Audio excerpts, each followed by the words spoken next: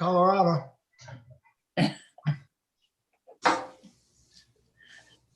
I know as a gardener, I can't wait to start I mean, I've got started stuff inside, but it's like, let's get this in the ground. Yeah.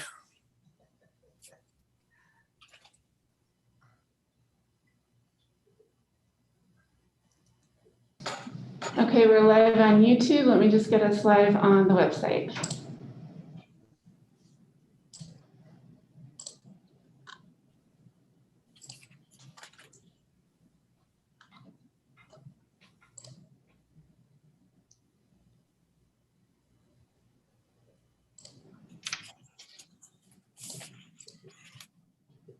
Good morning, everybody. This is Kendall, and I'm going to be muted until you need me. And I also have a hard out at 10. So hopefully you'll need me before 10.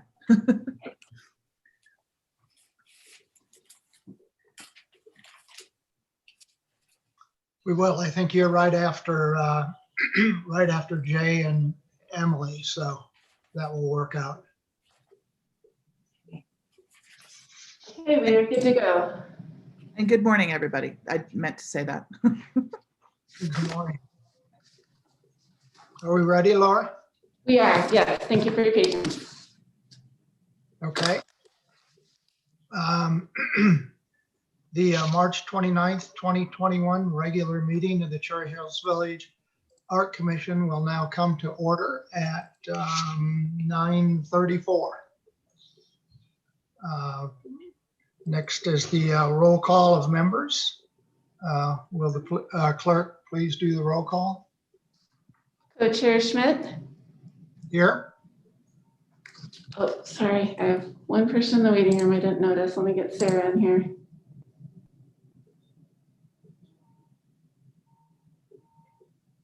Sorry about that. Okay. Co-Chair Schmidt is here. Co-Chair Hall is absent. Commissioner Finger. Here. Commissioner Morrow.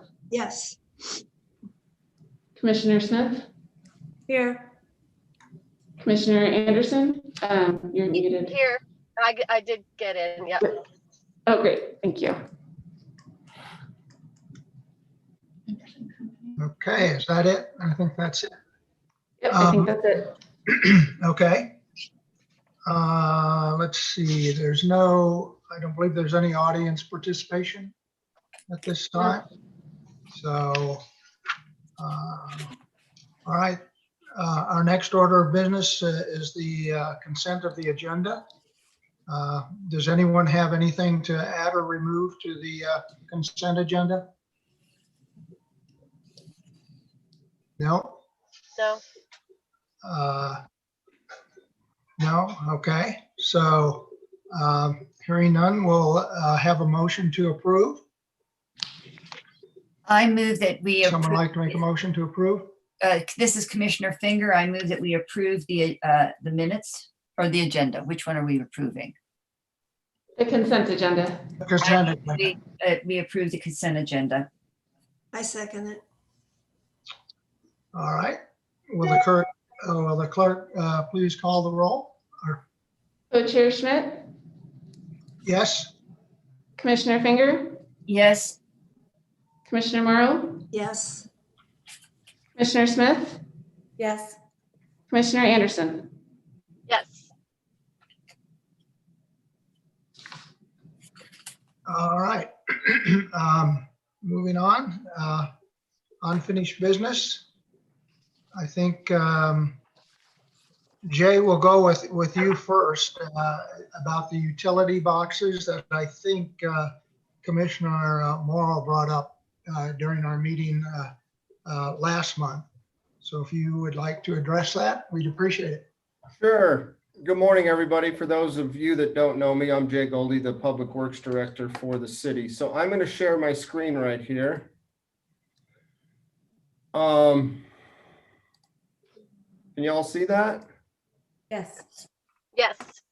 So Jessica and Laura had come to me and said that there had been some questions about the utility boxes and those ugly things that we see in the right of way all the time. And what can we do about these facilities? So the answer is really everything but nothing. So I will explain what I mean by that. The city does have complete control over our rights of ways. Our rights of ways are our streets, and most of the time that's an area outside of those streets. And the issue we have is mainly our mains, Holly, Quincy, Colorado. You won't see as many utility boxes once you get into smaller residential streets, as more often than not, they go through the backyards. And so those boxes don't show up on our rights of ways. So we do have complete control, but we also have the need to provide our citizens with a way to receive their utilities: water, sewer, electricity, gas, phone, internet, cable, cell service. So we have a lot of things going on in our rights of ways. And then certain things like telecommunications are under federal regulations. So we have to follow those federal regulations. We have to allow them to use our rights of ways. They do have to get a permit, and we do have a little bit of control over the placement of facilities. We also have agreements with Denver Water for their utilities to go through. Those have little or no impact on the visual landscape that we're talking about. And then we also have 13 separate sewer districts in the city that we deal with.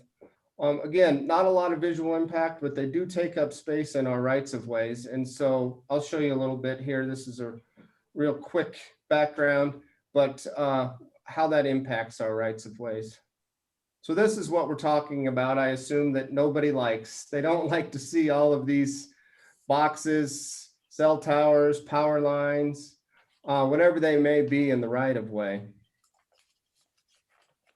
So to manage all of these, we have a permit process that we go through. And these are our city's constructions and excavation standards. And all of this is outlined in the code. And then the construction and excavation standards are mentioned in the code, and they become the rules that we have. And specifically in there, we do have a section about above ground structures. So, and these are just a few of the bullet points I put together that come out of the code. So everyone has to do the best effort to locate their above structures outside of the public right of way and within a public easement or a private easement. So that only applies for service lines. You know, if you're getting cable or phone, a majority of the time, those easements will be on your property, and those are smaller pedestals. The big ones still have to be in the city right of way. And we do everything we can to get those placed where we can, but you'll see a little bit later here why it's not just as easy as moving those to where we want them. So all above ground structures must be screened. Well, that's only if the adjacent property owners are willing to maintain the landscaping to screen those.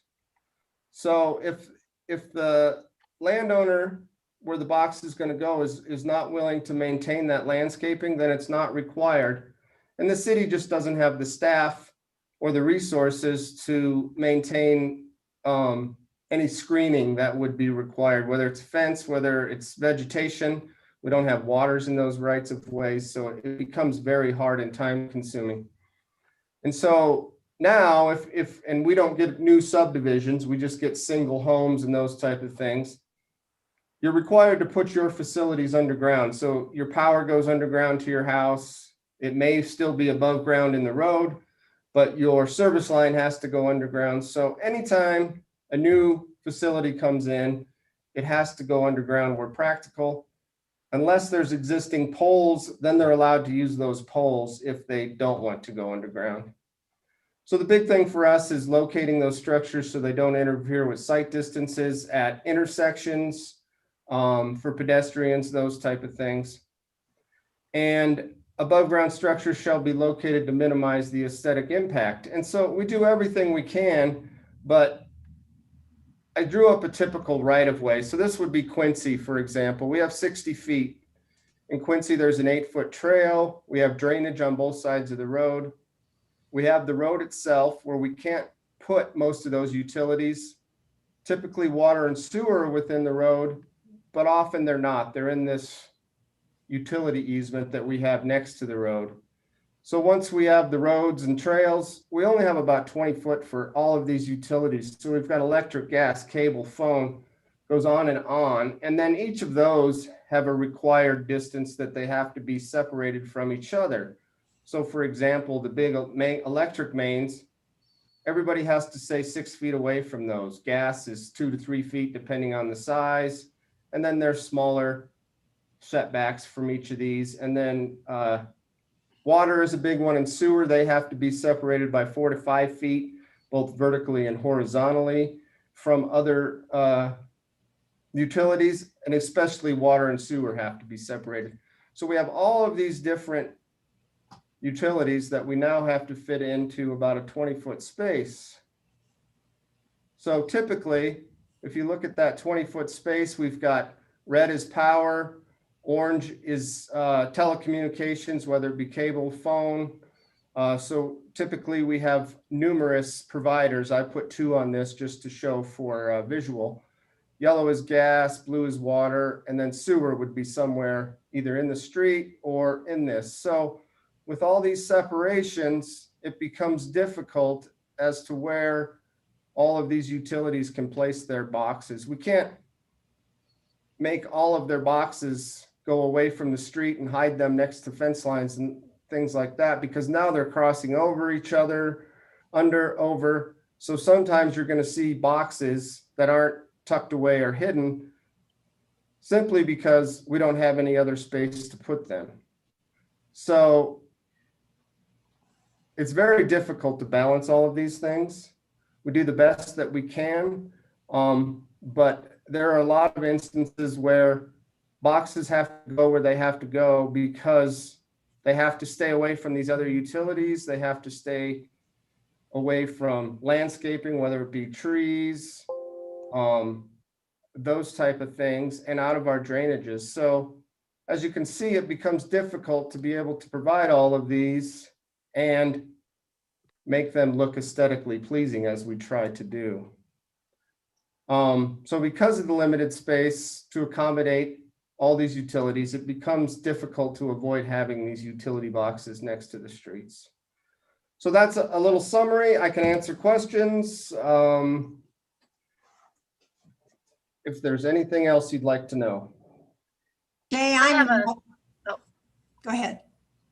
No, I just, if you can screen in some instances, is there an amount of space you need between the box and say a group of trees Yes, for them to kind of enter and work on the boxes?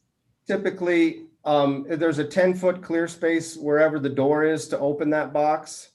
So if the door faces the street, there can be nothing for 10 feet in front of it, or if it faces away from the street, there can't be anything for 10 feet behind it.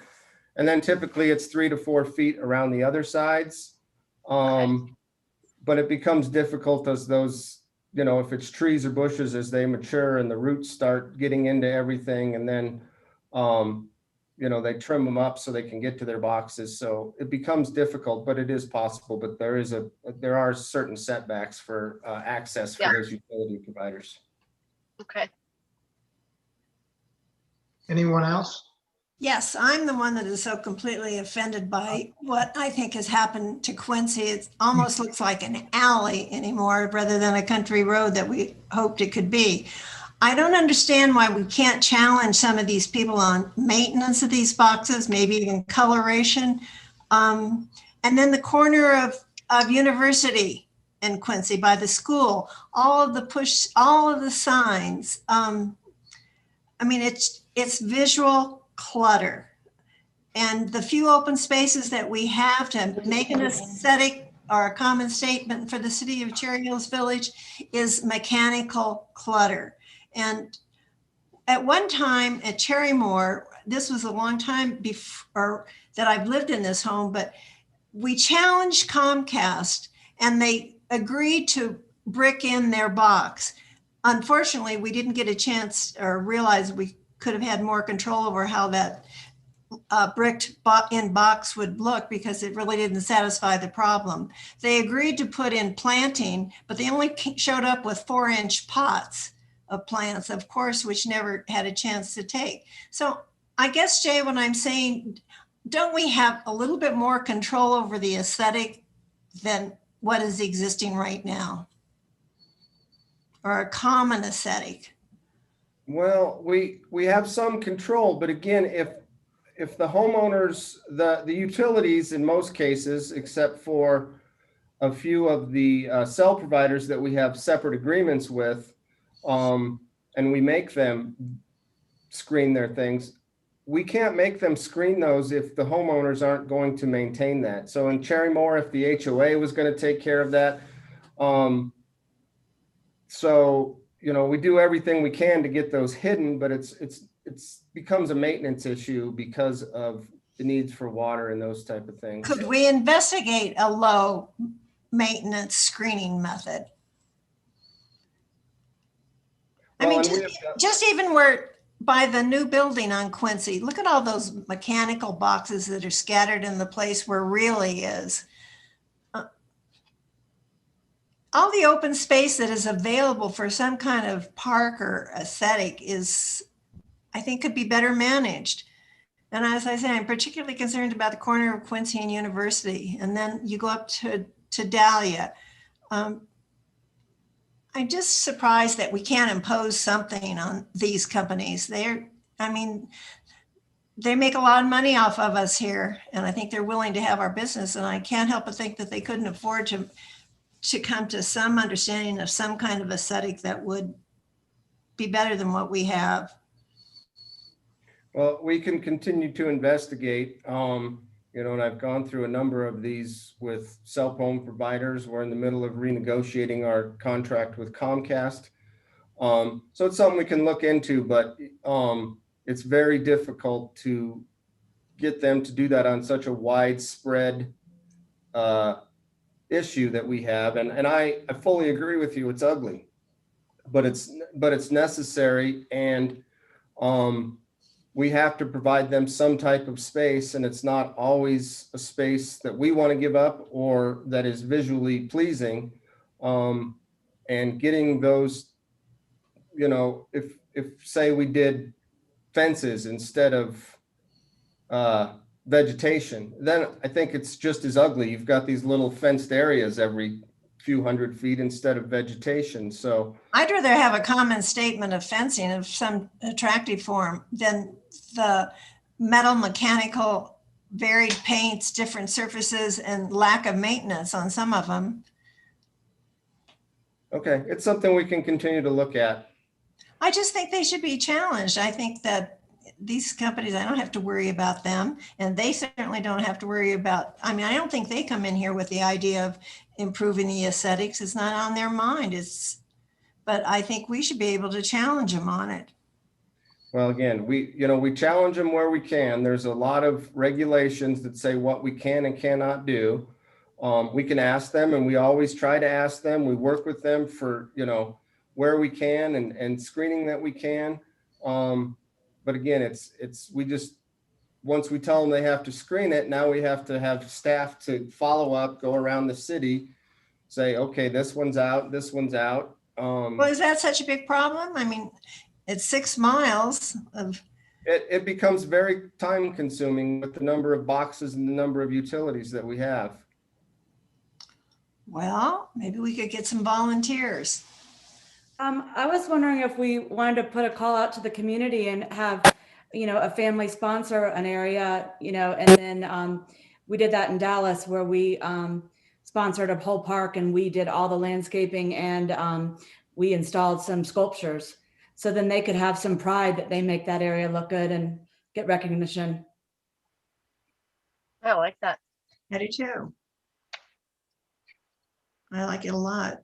And then we'd give them parameters that they can't go crazy with, you know, their own, like, you know, funky stuff. That would be an art commission project. So I'd turn that back to Laura and Jessica to see what they could put together. I mean, it's a lot of the sculptures that we want to put up there. I mean, there's so many distractions around them that are all of these mechanicals that interfere. It just becomes a very cluttered aesthetic. Yep, I agree. It's not pretty. And again, we're doing everything we can within our parameters to limit that. And it's not an easy balance with all of those different utilities that we continue to work with. The promise of Cherry Hills is a rural feeling, and slowly but surely we're chipping away at it. Maybe we could put together some parameters for the sponsorship and then discuss it to see if that's even feasible. Yeah. Like what kind of plants that don't root too much to, you know, interfere with the wiring. Yeah. Low water, those type of things. Mhm. Let's let's maybe, I know Kendall has to leave in like less than 10 minutes now. And I know Jay, you need to go, and Emily as Yeah, well. I've got a 10 o'clock. Okay. Thank you, Jay. Emily, can you hang on for a little bit? Yeah, I have no time constraint, so Yeah. go ahead and take Kendall's items first so that you Okay, have you great. spend that time with her. Real Okay, quick, Kendall. do you want me to talk about the lighting on here at the sculpture for the city hall real quick? Yeah, if you can, that would be great. So we've got it all set up. It's been on our radar. We have all the necessary materials to do that. As soon as the ground unfreezes and we can get in there and not make a giant mess. We've got everything already hooked up on the building side. All we have to do is run the line and the light to the statue. And we hope to get to that in the next, 6 weeks to 2 months here and get that done. Okay.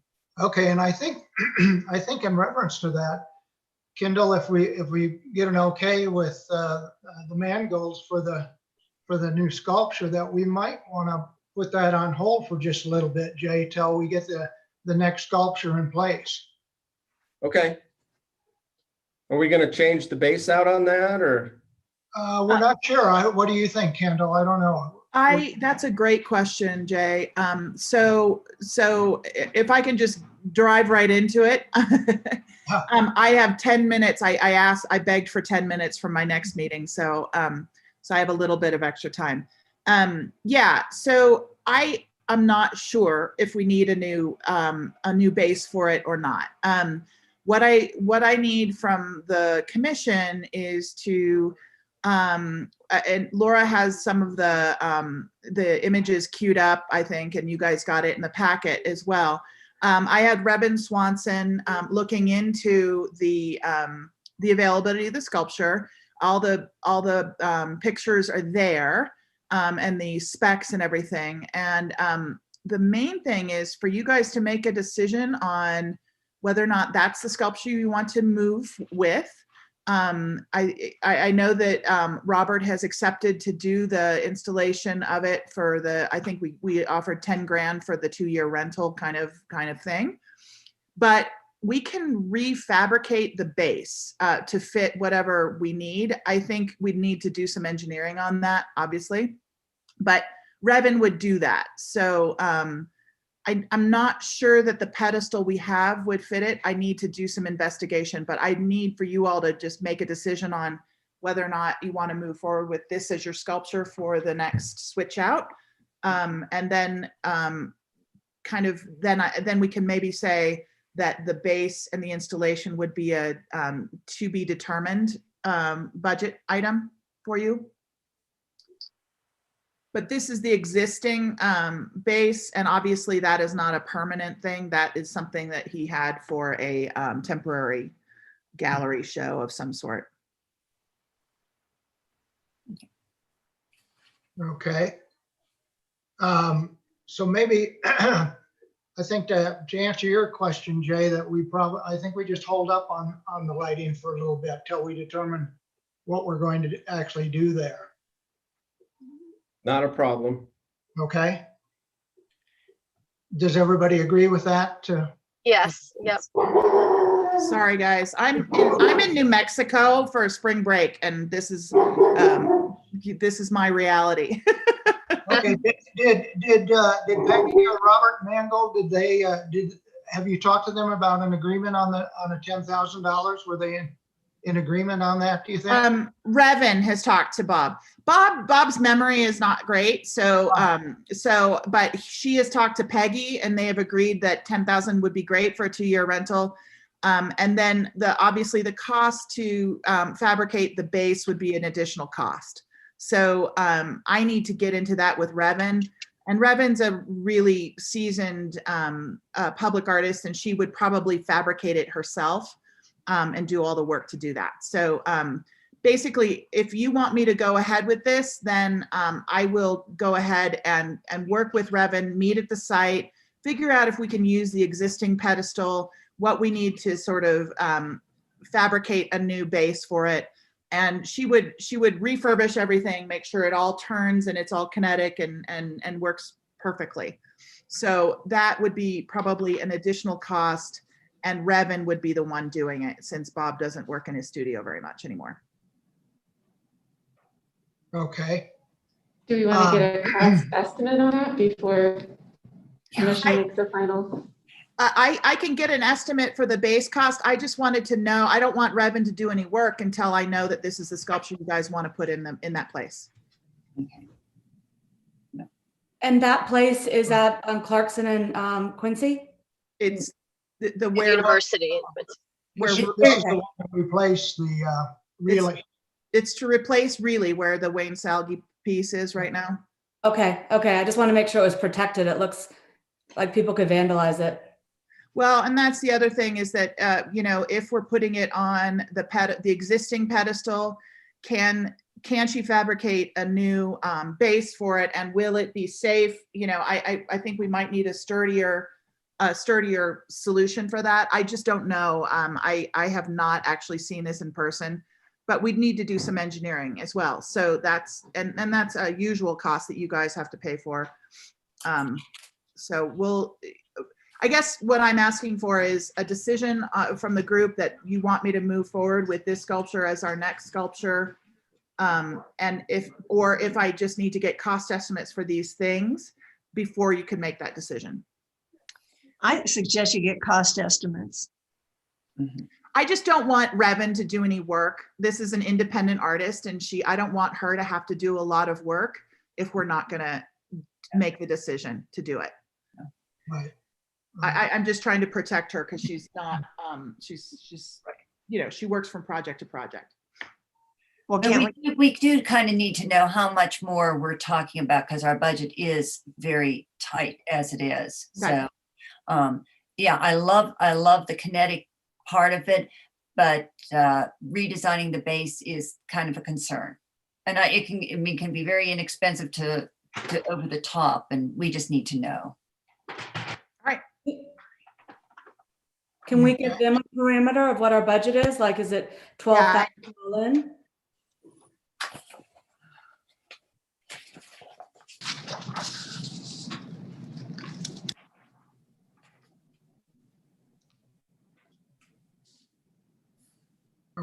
Kathy, are you looking at the budget? Yes, I am. I am too. I'm trying to remember how much we actually put. Yeah.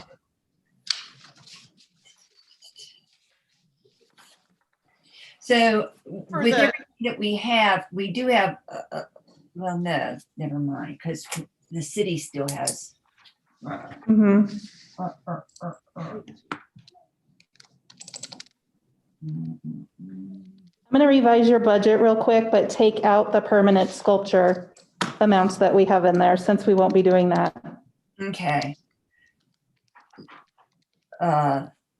So yeah, but we want it, but doesn't the city council want us to hold some of that back because it's specifically for the permanent sculpture?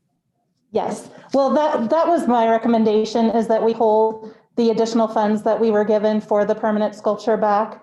So we'll carry that into 2022 and ask for those funds again. Okay. All right. So I think it looks like nothing more than about $900 to redo the base. Is that even feasible, Kendall? I'll find out. If we use the existing base and we just have her rework some sort of bolted thing that will go exactly where the sculpture is, then perhaps. Okay. Yeah. Yeah, that would, So if it's within reason, within the 900, are we all in agreement this would be the sculpture? I like it. I love it. I'm in. I agree with you guys. Dave, do you have a problem with it? Because you were here when the flying birds were on the, down at the other end of Quincy. And I know there was positive and negative feedback there. Would a kinetic sculpture do okay? Okay. I think he took off. Oh. Kathy, what was the problem with the flying cranes? There was some negative feedback. Some people just really didn't like it. I loved them. So You guys have to get used to getting negative feedback on some of your sculptures if you're going to be doing this. Like, not everybody's going to love the pieces, and I think as long as you have a narrative about it, it should be fine. I don't know that. I've never installed a piece ever that didn't have some sort of controversy around it, and I've been doing this for 12 years. So even the What blue art bear. is supposed to do. That it's supposed to spark conversation, and as long as you Right. sustain that conversation about art through the negative controversy, then you're actually doing what you want to do. I think if you put works up that don't spark any controversy, then you're not stretching people's minds at all. So I just, just be prepared for it. I loved them. okay. Then let's try to make this happen. All right. I It will looks work like with Kevin. Dave was on mute, but he's back now. Okay. Oh, yeah. Sorry, I didn't realize that. I don't know how that happened, but no, I think that all sounds good. I mean, I'm certainly for the sculpture, and we move forward with it. We've got it in the budget, and yeah, it'll be interesting to see what we need to do base wise and that sort of thing. Okay.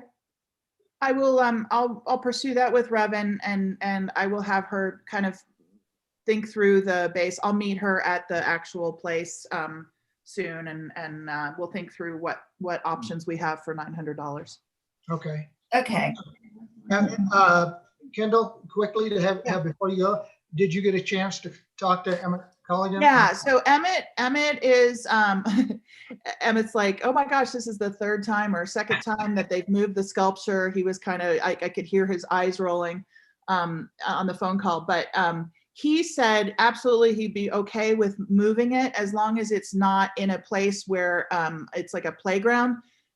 He said, I don't want people to be, he's like, I don't mind if people are kind of sitting on it or kind of stepping on it or that kind of thing, because they're pretty robust, but he doesn't want it to be a play piece. So I said, if we move it to, I had suggested, near one of the water edges, kind of it's similar to where that one piece of cool rock is, where it's natural landscape, but it's tended to. He doesn't want it to get overgrown, so he would want it to be an attended area. That and I said, what if I took a couple pictures of possible locations to move it, and he agreed to that. So if you guys want to move that, but that's another budget item, we'd have to work through that with him. So, hi, Popper. I think it's lifeless where it is. It has to be moved. But if you don't have the budget for it, then we'd have to wait until you did. So that's again, unless Public Works wants to be offering their budget to move it. I'm sure we could get help from the Public Works crew. We can look into what that would cost to move those. And just a reminder that since that area is in John Mead Park, it would have to go through the Parks, Trails, and Recreation Commission. Right. So you would make a recommendation, they would make a recommendation, and then City Council would approve the final relocation. So I think the next steps on this would be, I would go down there. I'm gonna suggest some locations, unless you all have some locations in mind that you would like to suggest, and just send me a picture of it. I'm going to take some pictures. I'm going to send them to Emmett, and if Emmett wants to come down and actually inspect the spot, but I think artists should have a chance to install where they would like to. And I'm going to give him a couple of options that fit his parameters. And then we can work through that. Laura, if Public Works, if you think that they would be willing to do that install with Emmett kind of supervising it, that would be fine. Great. We'll definitely check on that. Okay. Great. Okay, that sounds good. I think that's it with you, Kimball, I think. Okay. All right. I appreciate you moving me up in the agenda. All right, enjoy New Mexico. Thanks, Kendall. Thanks. I'm Bye, in Kendall. my house that we're renovating, and it's taking us very long time. So. Right. Thank They you. do. I will talk to you all soon. Okay. Does anybody, well, let's go to Emily, and then we can go back, and if anybody has any questions about what we've already talked about. But so Emily is the Parks and Rec coordinator, and she's going to talk to us about the use of the Alan Hutto Memorial Gardens, correct? Yes, good morning, everyone. Good morning. So City Council asked that PTRC and the Art Commission collaborate on creating some guidelines around how Alan Hutto Memorial Commons specifically is used. That balances the original purpose of the Commons, which is letting it be a gathering space and a performance space for the village, but also respecting the fact that we have neighbors very, very close to the Commons. So Laura and I put together a draft policy for the Commons, and we took that, excuse me, we took that to PTRC at their February meeting and got some feedback on that. So you have that in your packets. The main feedback from PTRC was expanding the hours a little bit to be 9 p.m. as the cutoff time for amplified sound, adding more language about what types of recreational activities should be allowed. And we had one suggestion to charge for rentals, but PTRC didn't really come to a consensus on that. So what I'm looking for specifically for feedback from the Art Commission is whether you agree with PTRC about hours and we should make that adjustment, whether there should be rental fees, and whether you have a preference to specifically describe the types of events that are acceptable, or whether you want to leave it more open and see how the community uses it. And obviously you're welcome to give feedback on any other part of that policy. So I will give PTRC a report about your feedback at their April 8th meeting next Thursday. And then we'll be bringing your feedback and PTRC's feedback and the draft policy to City Council at their study session on April 20th to give us our final marching orders, basically, and we'll finalize this policy. So I'm interested to hear your opinions and answer any questions. So this is Commissioner Finger. I think the hours, extending it to 9 p.m. makes a lot of sense, especially in the summer months. As long as the neighbors there are in agreement, that's not bad. Now, the rental fees, is that different than the fees, deposits, and insurance that is on the city property use? Yes, so right now, for any event in the city, there's a $25 application fee, and that's really just staff time to process it through admin, let the police department know, all of that good stuff.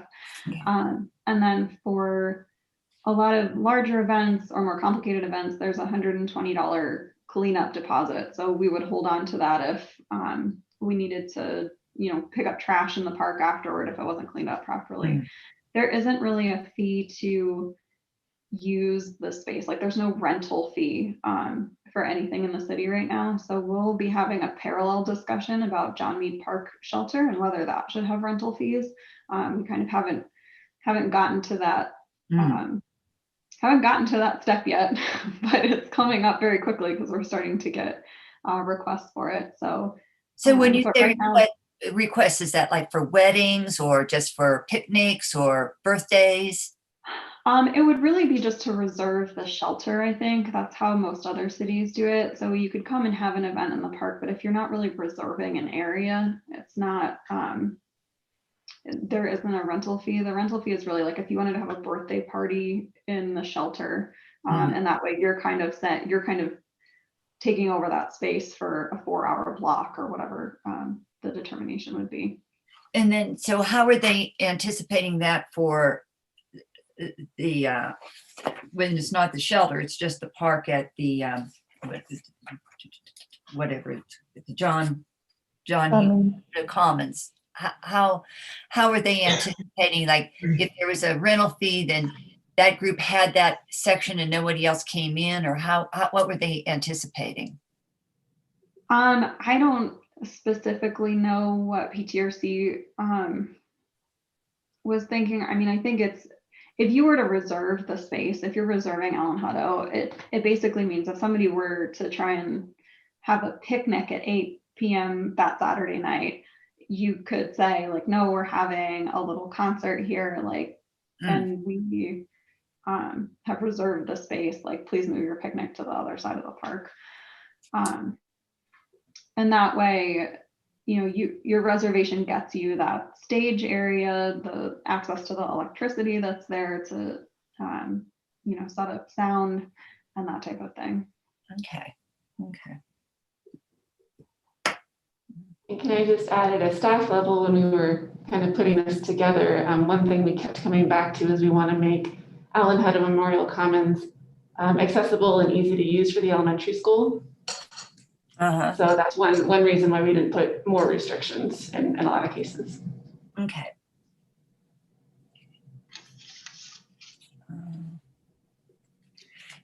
Now, if we decided to do a rental, we could exempt the school, though. If you decided to charge for rentals, Yeah. I would recommend, if you were going to do that, that we exempt all schools, rather than, Yeah, I agree. Yeah. Since we have St. Mary's and Kent Denver, and if there was an elementary school outside the city that wanted to use it, and just to be fair. Okay. And can that spot be used? I'm not seeing in the Commons area. Can that spot be used for fundraising? Can someone charge? Because I don't see that here, that it's prohibited in the common use policy. It would be allowed, the way that we have it Oh written yeah, right tickets now. can be sold for nonprofit. Right, nonprofit or public entities. So if the school wanted to do something where they were charging for a fundraiser, they could also do that. Fundraising for for-profit entities is not permitted the way it's written right now. Okay.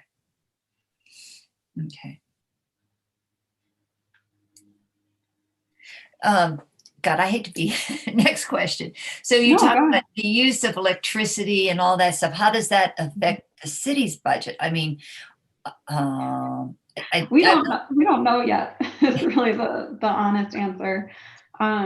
So it's really going to depend on the use, and since we don't, since this is it really just opening up, we don't really have a sense.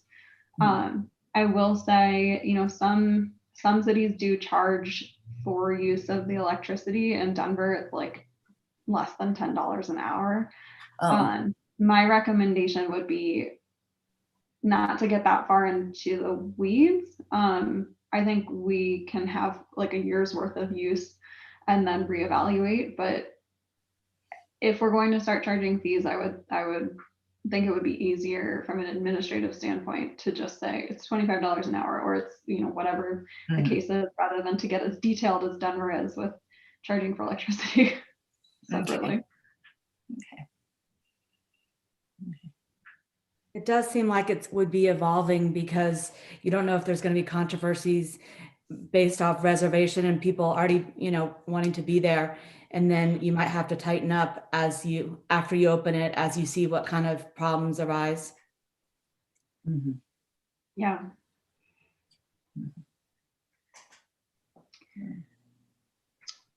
Okay. Does anybody else have any questions or? I was thinking maybe on the building itself, once we figure out what the rules are for reserving, maybe that's kind of placed somewhere where people are, kind of milling around and can see exactly where to call and how to reserve. And so then maybe there's kind of less confusion or, on reserving. That's a good idea. Yeah, we, Jeff Roberts, our Parks Operations Supervisor, just ordered a bulletin case for inside the park exactly. shelter. So we'll Yeah, be able to post notices or say it's reserved this date from this time already, and here's instructions. But that's a good idea because I don't think we anticipated putting up that information. So I'm making myself a note. Thank you. Yeah. I always like that when I go to a park and you can kind of see the hours and see, what the restrictions are and reserving. So it sounds like that push to make the hours for amplified sound until 9 p.m. is, you're in agreement that that's a good change to make. Yes. So we'll go ahead and push that. And then the possible rental fees, I guess, because it's going to be for nonprofit or public entities, at this point, at least I would say for the first year, no rental fees until we get till you all get a feel for what the costs and stuff are. Because I'd hate to have charities or nonprofits trying to raise money and then we're taking some of it away. Does that make sense to everyone else? It does indeed, yes. Yes. Mm-hmm. And then your third question on describe the types of acceptable events or leave the commons open to many uses. Again, I think for the first year, let's try to leave it open for people's imaginations, what they want to do with it. And then if we run into, if there's problems, because I can see families, especially now in COVID, that might want to use the amphitheater to stage their own graduation or to do a family play where they can't get, where it's outside in fresh air or a small concert. Yes, exactly. Or maybe we want to host something, for a concert. But so I'm thinking just to leave it open for many uses for the time being. Will that work for the city without getting the city later on going, we got to clamp down? I agree. It's better not to make rules before we decide that they need them. Yeah, and Yeah, I honestly, something that Laura and I struggle with is it's just hard when you're writing these special event policies. It's really hard to anticipate all of the requests you'll get. So I think if the Art Commission is comfortable with that, I think we're very comfortable with leaving it up to people's imagination. I like your phrasing there, and putting some parameters if we need to, but not doing that ahead of seeing how people really want to use it. So thank you, that's helpful. Great. Does anybody have anything else? No? Okay. Thank you, Emily. Thank you. Thanks, Emily. Thank you all, that was helpful. Okay, bye-bye. Okay, I think maybe the next agenda will be the next art show. Commissioner Anderson, I think you wanted to. Yes.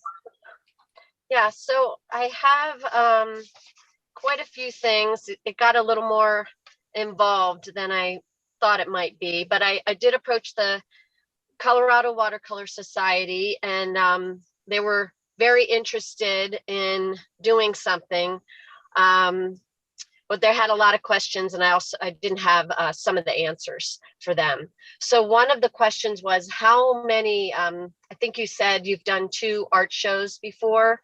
How many artworks can you hang in the area where the show is exhibited? Is it 65 or 100 or? It's a good question. I think currently we have, like 15, maybe, if that? 15 or 16, because the 75th anniversary committee has their historic information hanging in the hallway leading to council chambers. So right now Okay. we have the hallway and the entry open, and I think we have between 15 and 16 hanging there right now. And of course, those are, they're good sized. So I guess it depends on the size of the. Yeah. Okay. Yeah, because I think the rods are 21 inches. Yeah. I think so. What about the commons? Could we hang the exhibit in the commons, or is it too complicated with all the hanging Sorry, equipment? hang it in the park? Well, isn't there a building there? There's the pavilion with the bathrooms in John Mead Park. And is that an open space there? I didn't know. Can you go in there or is that not an open building? It's just restrooms. It's just restrooms. It's just restrooms. Yeah, Oh, there's it is. Okay. There's a little covered space where kind of like a patio. There's a few picnic tables there right now, but it's completely open. Just the bathrooms are enclosed. Is there any access to freestanding display pieces that don't necessarily have to go on the wall? Do you understand what I'm trying to say? Like have like a pedestal or something on top of it? Well, some exhibits you can put structures, Well, like an easel. temporary structures where you can hang paintings that are not on the walls, but they're on structures that people can walk around and see both sides of. Oh, yeah, like a divider, like a rolling divider or something like that. I'd be a little worried about security with that because, it would, like in our main entryway, you're thinking in City Hall, putting something like that? I'm just questioning if that's a possibility if the space is limited. Yeah, I don't think so because we have courts there and you have people coming in and they need, And also when City Hall is opened again, we will have people coming in to do building permits and right-of-way permits. And I think it would be a little challenging, I think, to have that in that space. Okay. Well, I think even just from this start, just having 15 to 16 items, I think that will be too small for the Watercolor Society to participate, because they were considering making this one of their regular shows in collaboration with us, but they usually accept 50 to 60 pieces, and then they have about 300 entries through the Watercolor Society. So it's on a larger scale, and they have a juror that they use and an entry service called Art Call. So there's the cost of the juror. They also give awards for the paintings. So I think it's probably taking on a little more than we probably have the capacity to do. So in that case, I think then, if we just did it on a smaller scale and we don't run it through the Watercolor Society. And I wanted to ask if your I know how we judged the photo contest, but the show before, the exhibit before, did you have a juried exhibition, or did you all just vote on the pieces yourselves? That one I don't even think we did. Yeah, that was Susan Cooper just brought all of her pieces in. It was up to her to select the pieces and bring them to the exhibit. Okay. It was just the one artist. Okay. And how did you do the call for artists? Did you just put it in the village, the paper that goes out? Yeah, we sent out notify me email blasts, and then we put it in the village crier for the photography exhibit. Okay. Then go ahead. For Susan Cooper, since she was a local artist, we just invited her. It was just us approaching her only. Yeah.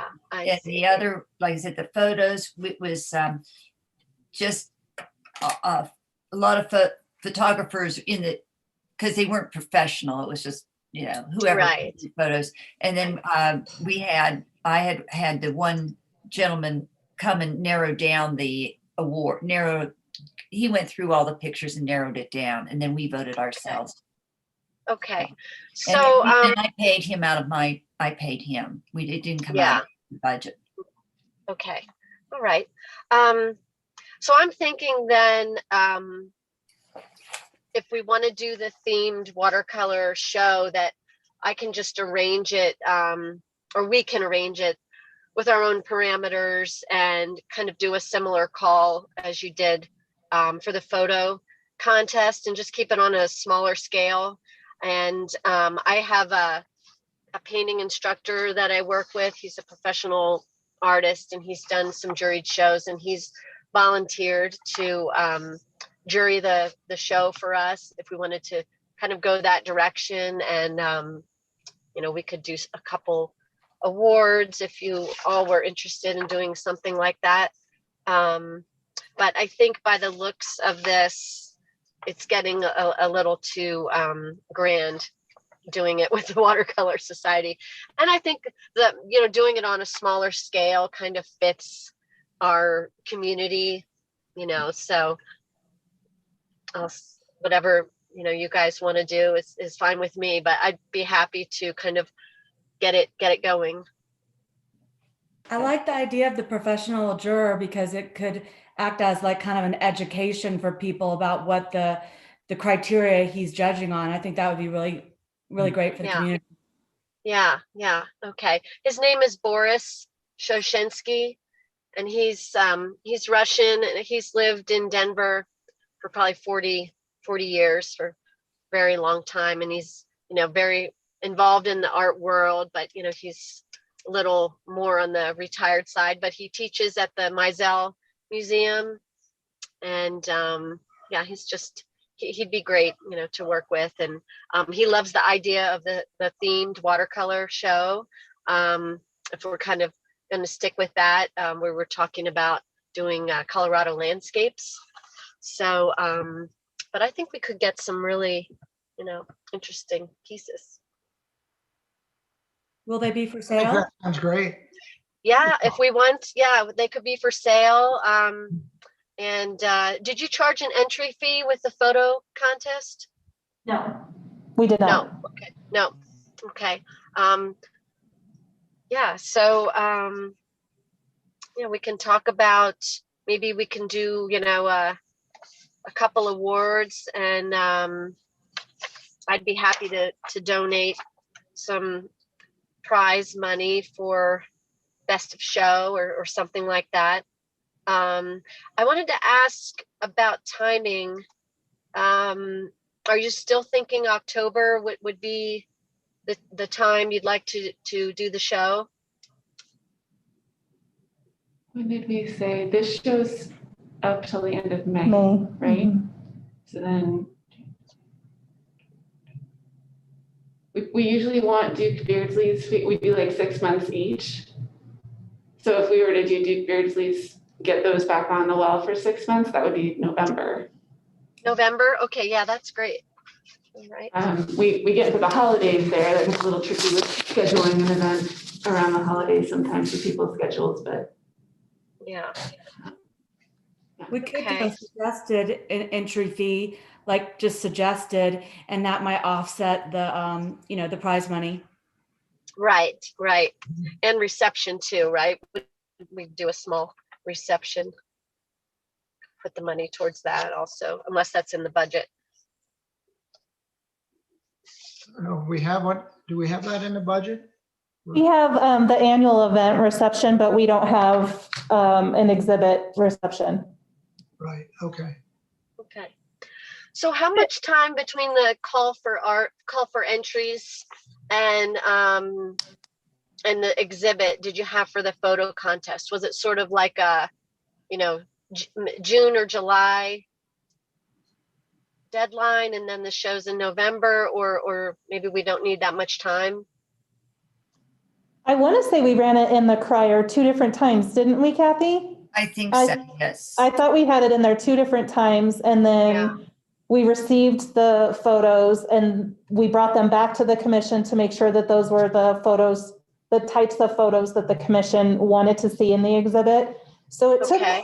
I would say probably 5 or 6 months trying between that process from the time we put out the call to artists and then we started receiving the photos, brought them back to the commission for approval. The commission picked which ones they wanted in the exhibit. We went back to the artists, gave them some time to get them mounted and then hung for the exhibit. And the mounting and hanging thing.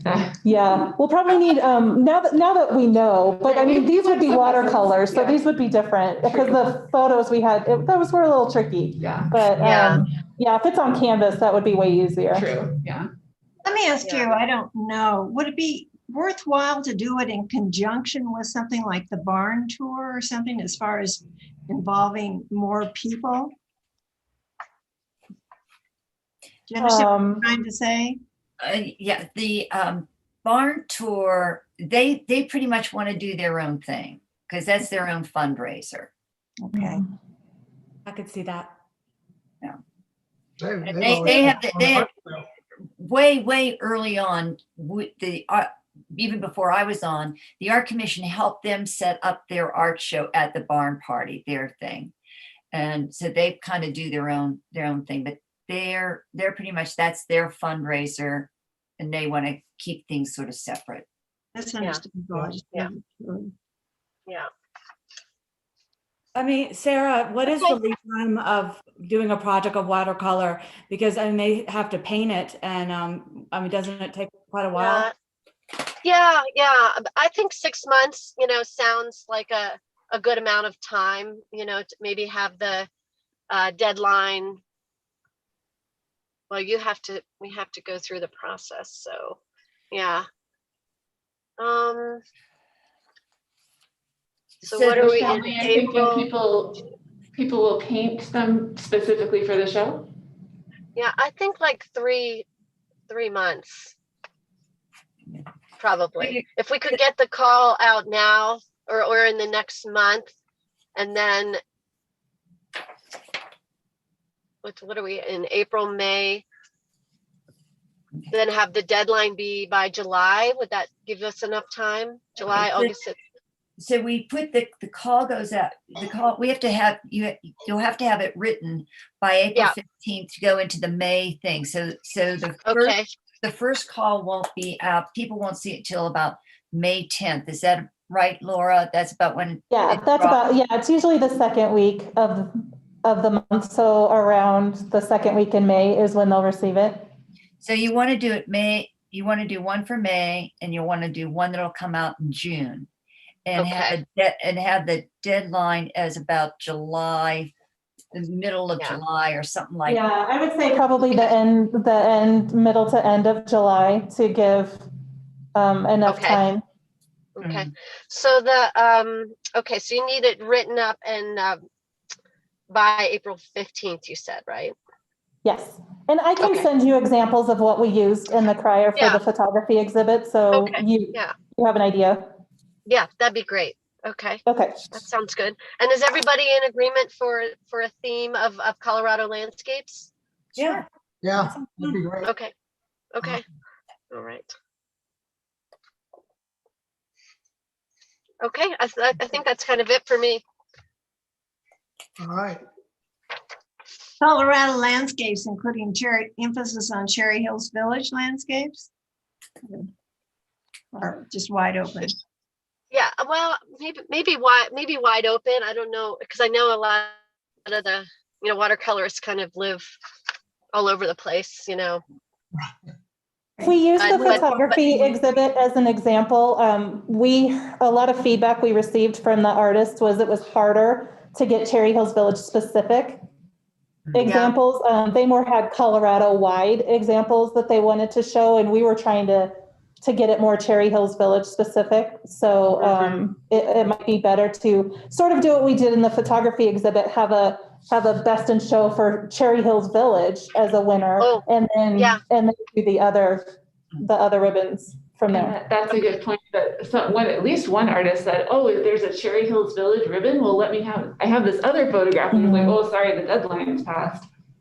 So maybe letting people know early Yeah. on that that's going to be an option Yeah. for a ribbon. You might be Yeah. more likely to sell a painting if the community of Cherry Hills is coming to see the artwork and there's Cherry Hills Village artwork around. Maybe you'd be more inclined to buy something. Right. Okay. Okay. Anything more on that? No, that's it. I'll All get that written up and sent out. Thanks, Sarah. Thank you. Welcome. Thank you. Bye. Let's see. So unfinished business, we've really been jumping around here. So I think we still haven't, the artist directory update. Yeah, and that's just more information now that we get a couple updates. So that's Yeah, that looks nice. and then I think the only other thing is we were just looking for final confirmation from the commission that we're not doing a permanent sculpture this year, and we can Do change you the have budget anything on accordingly. Do we need a motion on that, Laura? Right, the permit, yeah, that would be the other one we haven't touched on. And I think that's kind of on hold, is it not? Yeah, I guess Permanent that's the sculpture question. for John Mead Park. Yeah, that's, we were gonna postpone it for a year. And do we need a motion on that, Laura? So, or Jessica, to save that money that the city put aside for us?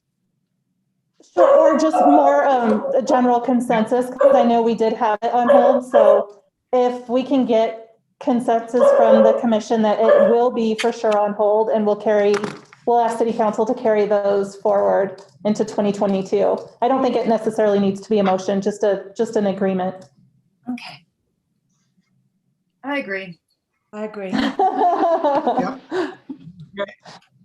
Okay, so based on that, then I will, I'll make the adjustments to the budget for the next meeting, and we'll take out the permanent sculpture expenses and switch those over to the sculpture on loan, and sort of estimate, unless we hear from Kendall before the meeting, we'll estimate how much those expenses will be for engineering and the base and pedestal and all of that. Okay, and then also just some kind of an amount in case we move crew without somebody doesn't want to help us. Okay, yeah, for sure. I'll put that in there too. And then put in maybe some money for an artist reception for the, I can't, gotta wash my hands because they get really big in the screen. So the artist reception for the watercolor exhibit. Okay. Kind of some of the things that we talked about, and it still should leave us should leave us a nice sum that we can build on for the permanent sculpture. Okay, Okay, I will, I'll make those changes and we'll have that in the packet for the next meeting. Okay. And then an agenda item for the next meeting then should probably be the annual event. We'll need to start working on it.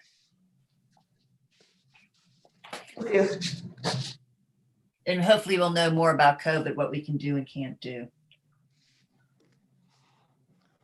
Right, yes, we'll see. As far as we know, City Hall will be closed through probably May. So we're waiting for staff to be vaccinated before we open up. So once we get the first shot and then the second shot, and then there's that waiting period, it looks like it'll probably be maybe close to the end of May before that happens. And then the city manager will consider whether we should open City Hall or not. But all of that depends on what dial we're at too, because we've heard that it's possible with spring break that the numbers might climb again. So we'll just have to see where we're at in the dial and where City Hall is, but we might have more information for you guys at the next meeting. So that'll be good timing. Okay, good. all right. Thank you. Thank you. And then I think Sarah had to leave. Sarah, if you're still there. I'm still here. I'm just listening. I'm in a doctor's office. Oh, no.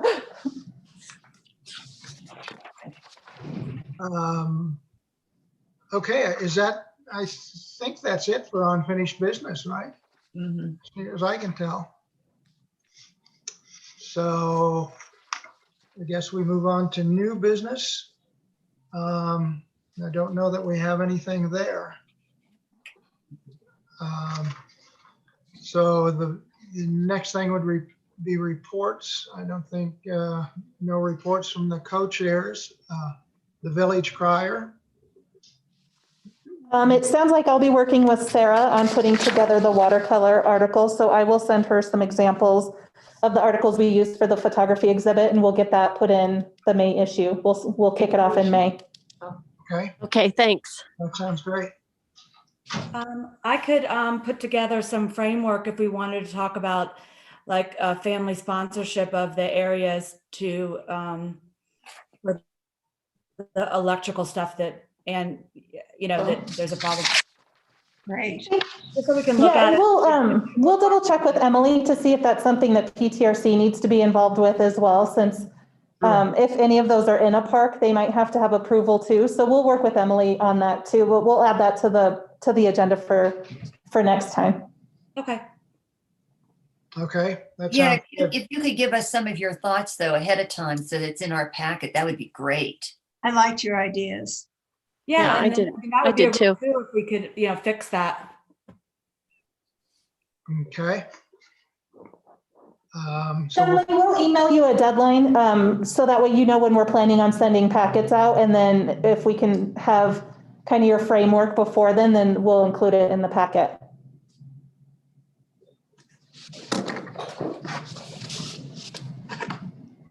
and that deadline would be what? We'll email her. We need to look and see when the next meeting is. Okay. You'll just let us know. Okay. Yeah, Thank we'll you. let Shelley know. All right. Thank you. Yeah. Let's see, financial update. We've kind of talked about that, I think. We have, unless there are any other inclusions or changes. Anything else we need to discuss? Can you tell me what happened to the tree? Is it gone? The sculpture that decayed? Gone. All right. Yes, it's been taken down and recycled. Would it ever be consideration to have him do another one? Yeah, I don't know if you saw those emails. He's offered, he'd love to do that, but I don't know, that'd be something we'd have to talk about in the future, yeah.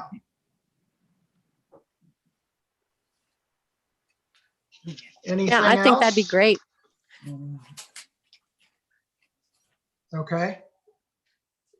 I think, didn't, Laura, you sent us somebody sent us some photos of things that he's been up to, what he's been creating. Yeah, he I thought included they those were- in his email. Yeah, they were, some of those were very nice. So that's something we could definitely look at in the future.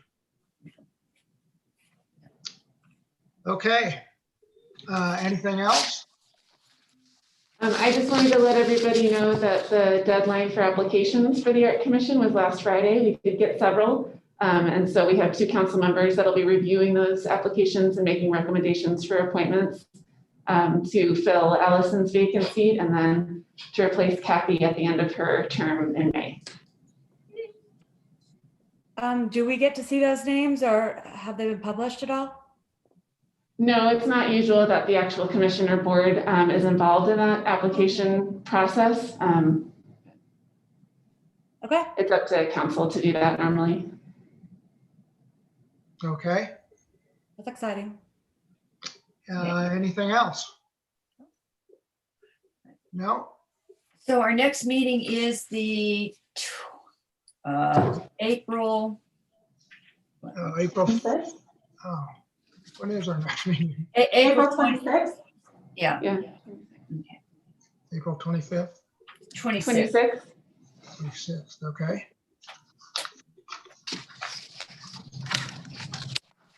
All right. Any other further business? No? Okay, if not, the meeting is adjourned. Thanks, Thank Dave. you all. Bye. Bye. Thank you. Thank Bye, you. guys. We'll see you next time. All Thank right. you.